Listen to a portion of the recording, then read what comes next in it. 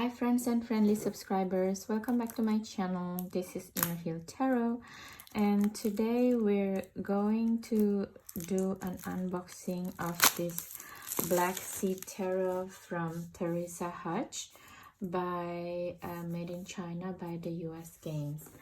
And this Teresa Hutch is a quite a famous artist, tarot artist now. She already have like another 3 decks called the White Sage Tarot in a Tin, Land Sky Oracle, and Nature Quest Oracle.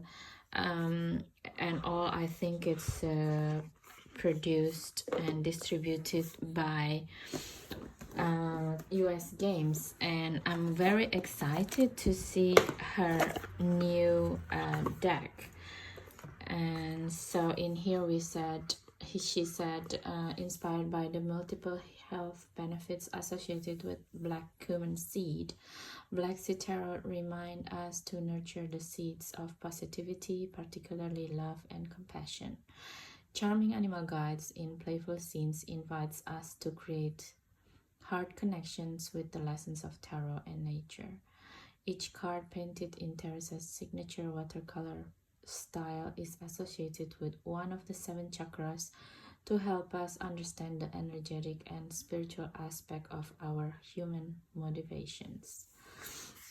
So yeah, I think the beautiful signature of Teresa Hutch is that all of her deck, the that I did unboxing with, and I used it for a little bit, which is the White Sage Tarot, is always have this calming energy of it. And yeah, and also like the White Sage Tarot is so beautiful and small, and there's a lot of like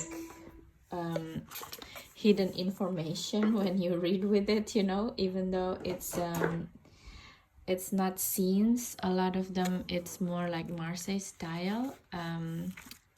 So but the minor arcana especially, but when you read with it, there's a lot of depthness into it. So let's see, what does it call, how does it looks like the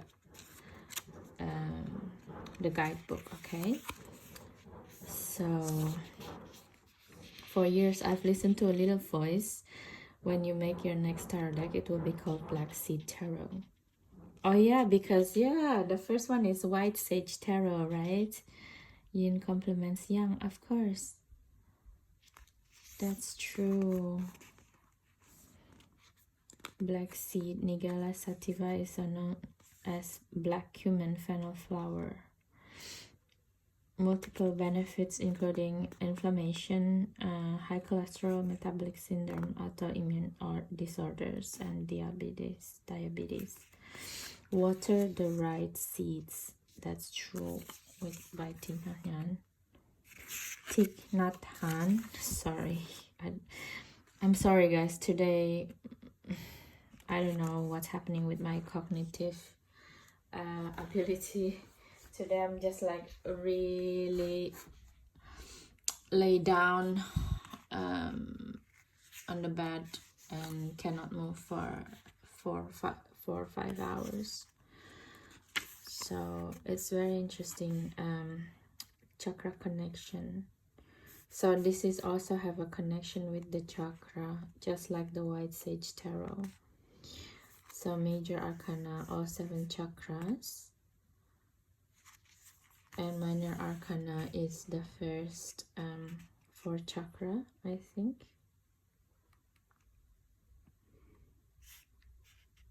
Swadhisthana. Okay, good. So then we just have the information.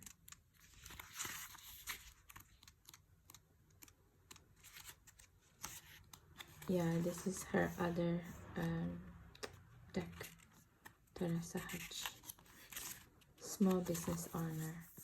Okay, so let's start the unboxing, the flip through. Okay, I'm sorry again. My cognitive today. Woohoo. So the first one is the Fool with the flying fox animal. Recently, this flying fox has been in my mind because it's one of the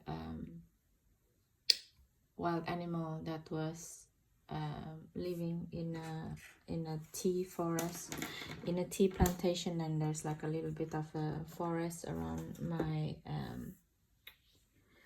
where I was born, basically, in Indonesia, and I don't think they are there anymore. But this is also like the solar plexus chakra, and it's really different from your normal full card. I think it's jumping into the unknown, but not really, because he knows where, he or she knows where he's going to land. The magician with the white rabbit. This kind of remind me of the white rabbit in Alice with the clock.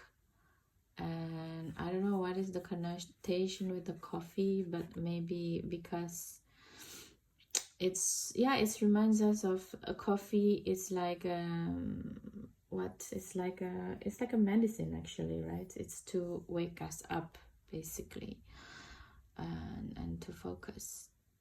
Yeah, it's really remind me of Alice. Wolf, and the wolf with the high priestess energy. It's just so beautiful, howling at the moon.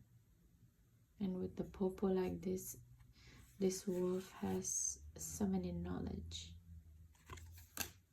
so much knowledge. Yeah? Oh, the empress with the bear, that is so cute. Oh, there's such a grounding energy with this bear, this black bear. Of course, the emperor. It's really interesting that the emperor is the ram, and it's well, normally it would be in the devil,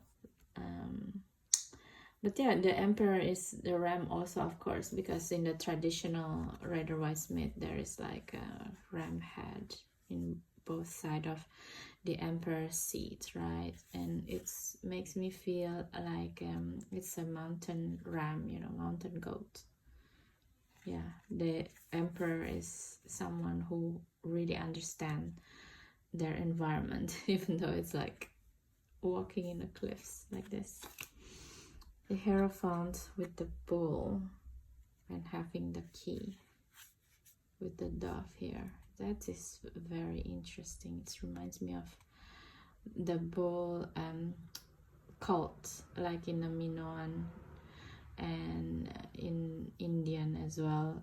Nandi is the bull, the vehicle of Shiva, Shivji. Oh, the lovers with the dolphin, of course, is like, dolphins are one of the many mammal species that have sex for fun, so it's not just recreational. So I think it's really apt to have them as the lovers. Oh my god, the chariot with the ibis. God, it feels like really thought ideas in here, and he is connecting with all of us through music, 60s music especially, it seems like. And he's, you know, there's a Pink song that came up. It's like, it said God is a DJ. God is a DJ. If you're like Gen X like me, not Gen Z, you would know which song that I was talking about. I guess it felt like that. Oh, isn't she lovely? Yeah, the gorilla. I mean, make no mistake, she looks cute and everything, but don't provoke her. She will put you back down. The hermit with the rhino. Yeah. What can I say about the rhino except like a lot of sad stories? No, they're really in the brink of extinction. All of them, all of the subspecies of rhino.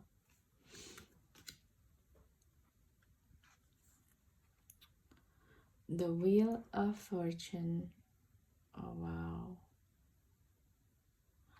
I mean, this looks like the Sphinx in the in front of the Great Pyramid, right? But I had certain stories that actually the Sphinx before it was with the Anubis, but because one of the pharaoh is kind of like I'm not gonna say narcissistic, but maybe he wants his image in the Sphinx, so he changed the head of the Anubis into becoming his face. So that's why if you see like Sphinx of the Great Pyramid now, his head is much smaller than the body, because it was from big Anubis head become like one of this pharaoh. Yeah, I don't know what to think. To have I guess this is the Wheel of Fortune, is like one of the Sphinx big question to any ancient mystery travelers. What is you know, like in the morning four-legged, in the at noon is two-legged, and in the evening three-legged, you know, five-legged, something like this. So yeah, let me know in the comments if you know the answer, right? So this is it. Wow, justice with the leopard. This just makes me feel like a beautiful ancient African queen.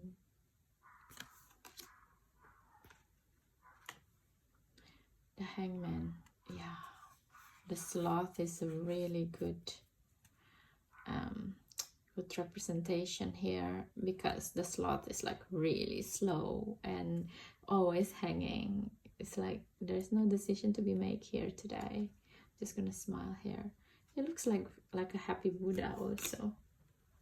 Death. Oh yeah, there's no words to say, right, with this transformation.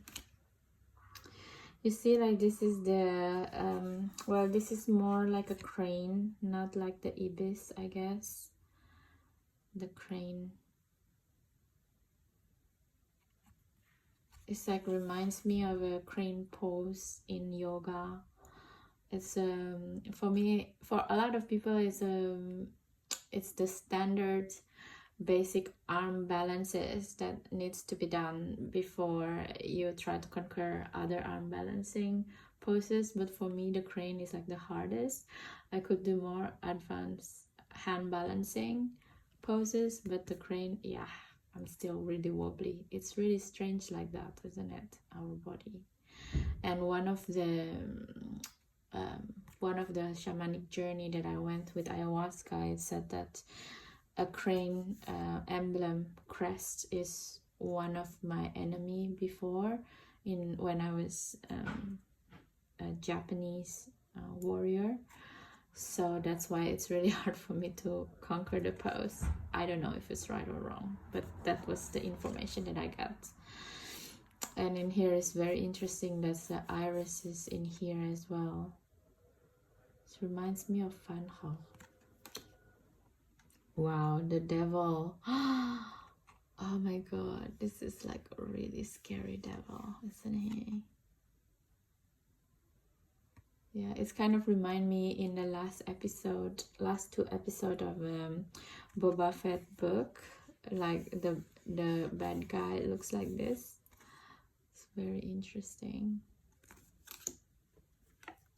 The tower with the duckies. It's not even people anymore, it's just stones. And then there's like a rainbow here. The mandarin duck, and this is the female mandarin duck. Mandarin duck is like very it's like a pair bonding for life type of animal. So I think with the female here by herself, it seems like the partner has left her or has passed away to the other side. It's very beautiful tower. On the emu with the star. Kasuari or emu? This one, Kasuari.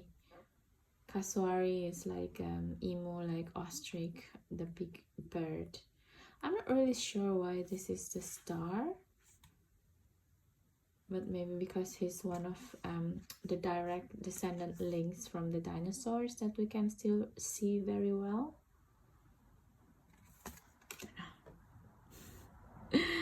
The moon with the swallowtail moth or butterfly here. Oh, this is really pretty moon. This swallowtail butterfly is, or moth rather, I think it's moth. It's quite like a symbolism of transformation as well. Of course. What else am I going to say about this picture? Wow, this is the foxy with the judgment. Yeah, they're always judging you, the fox. Wow, the world, the end, and the understanding of the flower of life. This is really beautiful. Ace of Wands with the green lines here. That's also in a White Sage Tarot, meaning that this the passion, you know, the passion, the spirit. Two of Wands. Oh, the beaver is so cute. Starting to build the dam beaver. Oh, look at these two turtles, and it's in the same realm with the beaver, in the same area. That is really sweet. Oh, look at these meerkats. And they're all in the same place. That is so cute. Oh, that is really nice, isn't it? She won something, this lioness. Seven of Wands with the badger that will always protect her territory no matter what. Eight of Wands with the reeds itself. That's normally they can use to create a basket. This kind of reminds me of the Moses story as well, with the delta, because his basket probably made from these reeds, if he ever existed at all. A lot of these type of things, like the biblical account, is the amalgamation of archetypes and put it into one person journey. It's just like now in like Marvel stories, for example, a lot of different version in the comic book become like a Loki story in Disney Plus, for example, like this. Yeah, something like that. We never know. It seems like it's too grandeur of a life of one person to just have it in one embodiment, right? Okay, Nine of Wands with the donkey. Yeah, it seems like this donkey been carrying a lot of stuff, and it's just like keep going again, you know. It's a very let's keep pushing for the last breath type of thing. It's a very exhausting energy, actually. Even compared to the Ten of Wands, I feel that a Nine of Wands is more exhausting, because Nine of Wands is like, it's not an energy of completion. It's like 95% done, but 5% is kind of bugging your mind to get it done type of thing, instead of like Ten of Wands, you already know that this is a hardship, let's just do it, you know, the last 2% and done kind of thing. So yeah, Nine of Wands, a lot of times when I read with Nine of Wands, it's kind of more difficult energy somewhat. I don't know. Let me know in the comments what you guys think. Page of Wands with a young female fox in the spring, and Knight of Wands with this. It's just a little bit weird. It makes me feel like out of place animal with the Great Pyramid. It feels like when it was the British era, or even like the French Napoleon tried to invade and colonize Africa somewhat. Feels really weird. It's like a haste energy, right? Very fast energy. And the Queen of Wands, the happiness. It's very beautiful. And the King of Wands, of course, with the play with the salamander a little bit. Ace of Cups with the brown rabbit, brown bunny. That's really cute. And I realized that in the Greater Amsterdam, when I stayed during the spring this year, yeah, instead of like free roaming fox like I see in London all the time, in Amsterdam you see free roaming brown rabbit, brown bunny. I was so surprised, and I'm so happy about it as well, because it seems like they're happy and they have no natural predator, so they can roam around in like around people's houses, you know, but they have a little bit of woodland to go back to. It's very interesting. Two of Cups with the koi and with the throat chakra as well. It's like a beautiful cups and a beautiful free-flowing emotion between these two individuals, basically. It's kind of like really poetic, like Japanese haiku style. And we're back with the foxes again with the Three of Cups. Oh, this lion. Oh, it's a bit sad. And of course, yeah, that's very, very sad, isn't it? Because to enable people to keep doing what they're doing, basically what we're doing to the environment, and especially to the polar bear, is quite bad.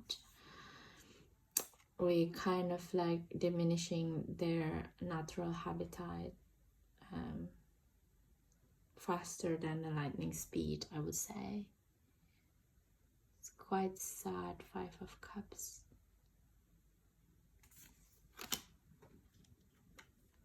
Six of Cups, of course, with the Emperor Penguin. The energy of a soulmate. That is beautiful. With the green snake and Seven of Cups. Poison. All the glories in the world. Look at this camel, so beautiful.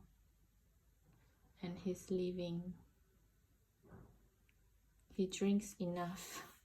He drinks enough and enough water, and now it's time for him to digest all of these emotions, all of these cups, all of this water, right?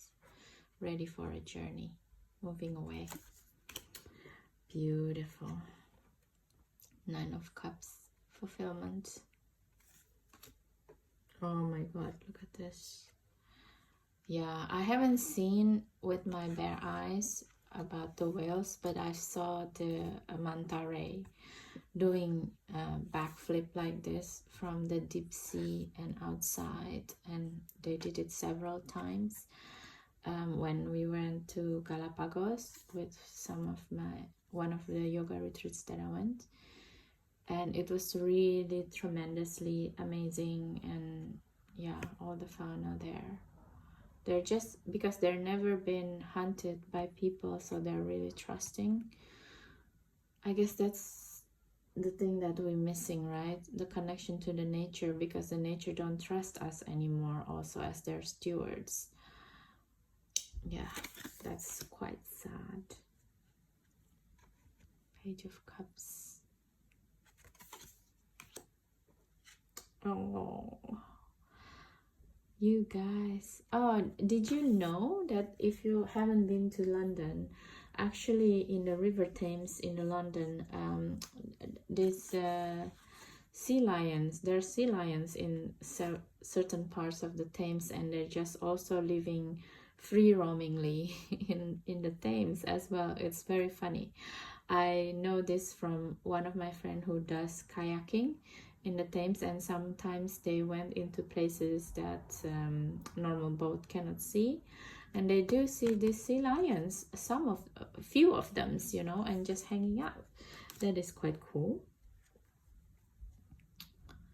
Queen of Cups. I wonder what means, the bird here. And the King of Cups. It's so cute. His face is like really enjoying himself. Okay, now we have the Heron as this Ace of Swords. Look at how sharp her beak is. And also the clarity, point of clarity with the Heron. Oh, yeah, you don't want to mess with these guys. I forgot the name of this animal. It's not the wildebeest. Gazelle. Maybe gazelle. Yeah, but this is like African animals for sure. Oh my god. This is so sad. It's kind of remind me of the tarot, the fairy tale tarot of the Nightingale bird. That is a Oscar Wilde story. If you want to check it out, go to my 3 hours video about my brokenheartedness, and I try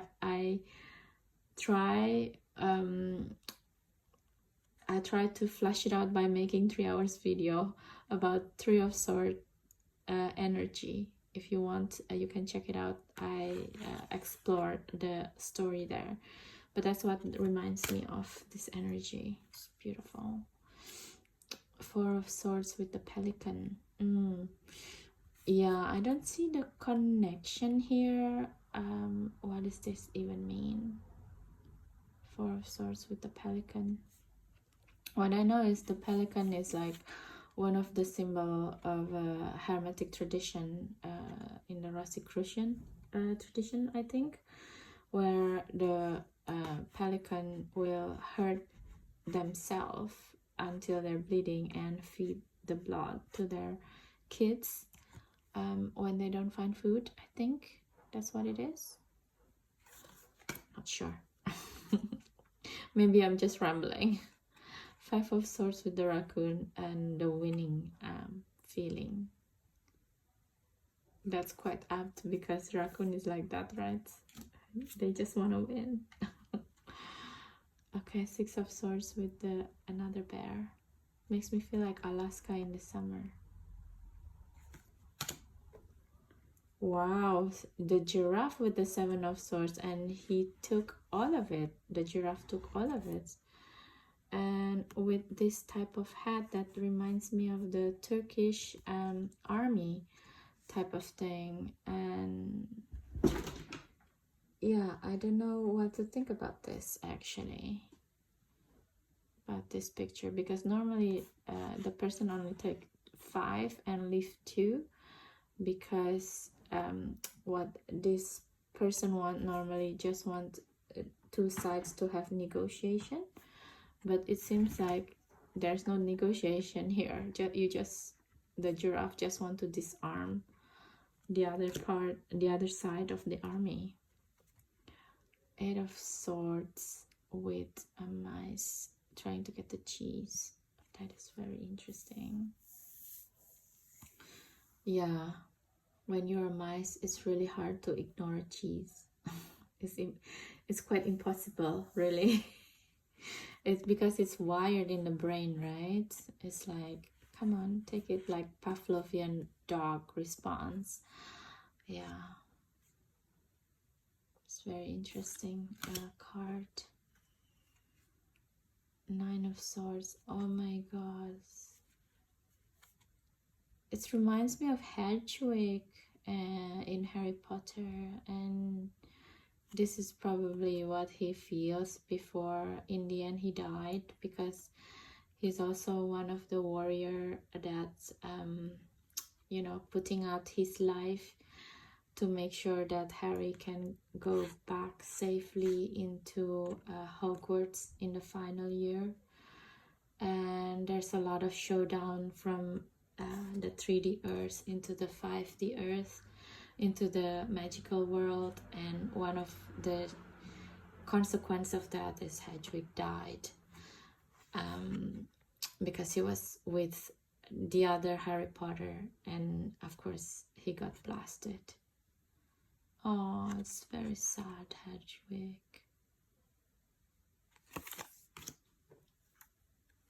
Oh, yeah, this is one of the things that I really don't like about preservation butterflies, because they do this.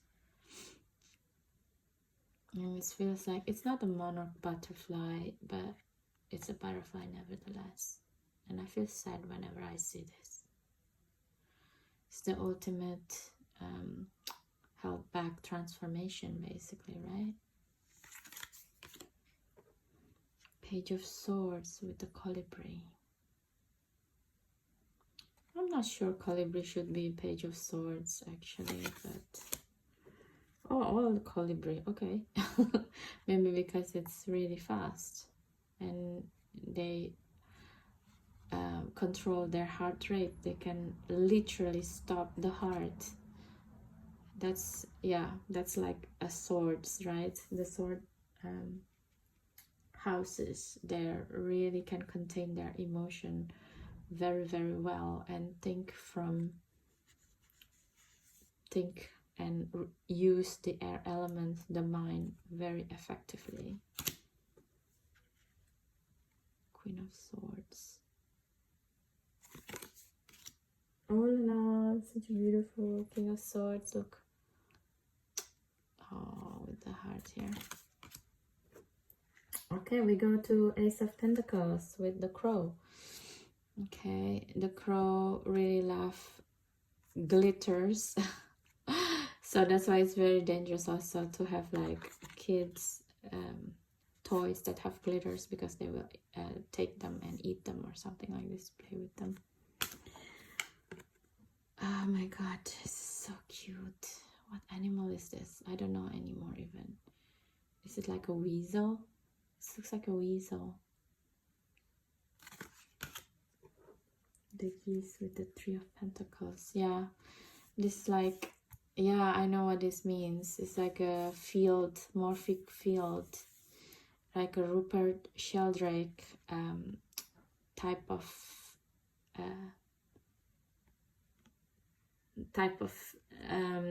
discussions, you know. Rupert Sheldrake is the one who come out with the idea of the morphic field of birds. It's like working together to achieve something, and it's creating a field, you know, that always moving and not static. This field feels like that. Of course, how can we forget this guy? He's the ultimate 4 of Pentacles energy, right? The chipmunk. It's like get something like acorn and bury it and forgot about it. This is the ultimate. Ah, beautiful. Okay, the 5 of Pentacles. I think this is some kind of mouse or something like this. I forgot the full name. But, and I don't know why he's related to 5 of Pentacles actually. 6 of Pentacles, yeah. Nurturing your junior, like this offering energy. 7 of Pentacles with the brown rabbit again, waiting for everything. And of course the beaver again. They are very masterful in this case. The deer. Oh, this is beautiful. If you're ever in London, UK, you should go to Twickenham in Richmond. There's a deer park that you can see deer also roaming quite freely. I love it about European cities because we see these animals roaming freely, even though they're not super connected with the people like the Galapagos animal, but nevertheless they can roam free. And I guess this is part of the thing that I'm really cautious about, because in a lot of other places on Earth, let's say Asia and probably Middle East, I'm not sure if we can see wild animals can roam freely. In India, I still see a lot of animals like the peacocks, the monkeys, the cows roam freely everywhere, but it's because their faith and belief system believing that animals are have rights to coexistence in the city.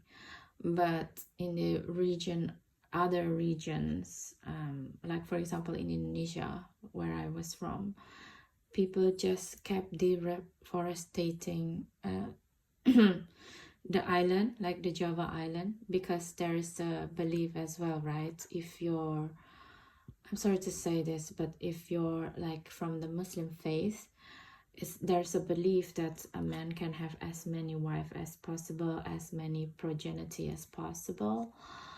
And that creates havoc in the environment, because how many houses that you need, right? Again, this is like a belief system that carried through from the Middle East, I think. And if you're living in the Middle East, I can completely understand that, because if you live in the desert, there's a higher chance that your children will die from malnourishment, whatever. So of course this type of belief that a man should have as many progeny as possible, it makes sense. But if you're living in other parts of the world, like for example the tropical forests like Indonesia, or like in Europe or in America, it's kind of really doesn't make sense, because you're living in a tropical country, you know, where there's a lot of nourishment. You don't have to have that many wives, you don't have to have that many progeny and have children, because yeah, the one that suffers are the animals, you know, like they're become extinct basically. So sorry for that rant, but I just cannot take it anymore sometimes. And this hedgehog as a page of pentacles eating donut. I'm not sure I'm really happy about this, because hedgehog also like one of these animal that's become quite fastly extinct in the UK, for example. Again, because opening up the land, and a lot of protests is happening now in the rural British people, white people, start to standing up and start enough is enough, because now there's a lot of land is being open to accommodate these people from the Middle East, because like I said, they keep having children, right? Having children means you have to provide with more spaces. And what about the hedgehog? And the hedgehog is really helpful for us, especially in Europe, to fend off against the slugs, because that's their natural diet. So this actually makes me really sad to see that he's eating a donut instead of the slugs, you know. It's really sad. Page of Pentacles. It's unnatural Page of Pentacles for me. Knight of Pentacles and the other hedgehog. Yeah, it's more natural for me to see him eating the acorn or the salad here, the arugula. Queen of Pentacles, yeah. And the King. And let's see the back of the deck. This is really beautiful, Flower of Life. And we have a chakra card. Okay, so that's the review of this Black Sea Tarot. Yeah, this is like a really beautiful deck in a way. And also because it's created by the creative, not creative, but it's produced in China by the US game. But yeah, because they're big corporations. So the card stock is the standard mass market deck card stock. It's not, doesn't feel cheap, and it felt laminated on the outside. And yeah, what would I say about this deck? I really like it. It makes me feel back to the White Sage Tarot. I gave away my White Sage Tarot in one of the tarot workshops actually, and I'm a little bit regretful about that, and maybe I should repurchase the White Sage Tarot in the future. We shall see. But the Black Sea Tarot, I feel in a way it's more profound. Like I can give you a lot of review like this. I think in the White Sage Tarot there's an energy of holding back in a way. I don't know, maybe I was wrong. So let's ask the deck, if you're my friends and friendly subscribers, if you want to use this deck, what kind of energy does this deck providing you, right? Let's see what's going on here. Oh, these two cards. King of Pentacles. Oh, Nine of Wands. Okay, so there's two interpretation of this. So basically when you're feeling like, we're talking about this Nine of Wands quite a lot today, right? So when you feel like you're 95%, 90% done, and you don't know how to get the 10% more to reach this state, this deck could help you definitely. But the King of Pentacles here with the grape makes me feel like it's about also Ajna Chakra, the violet light, the third eye, intuitive nature. So yeah, it's about that as well. And there's a little bit of the Manipura Chakra as well in here going on, because it goes to the belly and in the background here. So it's about as well yellow light, solar plexus, and creative sparks. So basically how you find the last 10% creativity to get you into this King of Pentacles energy. So basically this is what the Black Sea Tarot offer you if you so choose to work with them. So that's that, guys. I hope you like this video, and if you do, and you find this video useful for your tarot journey and education for yourself, please do like, share, and comment, because that is the best way for me to get the channel going. And also it's always I'm always lovely to see your comments, your sharing. I'm really grateful for you to be here. The community has been really great. I'm so in love with you guys. Thank you so much for your support. And yeah, my rambling, my review about this deck, that's probably including some of the political stuff, or I'm not shading a particular religion. I just also share what I see in the world during my childhood and now. So that's what's that happening in my world basically. I hope you can differentiate that than me putting a shade on something in particular. Okay, so thank you so much guys again, and see you in the next video. Bye bye.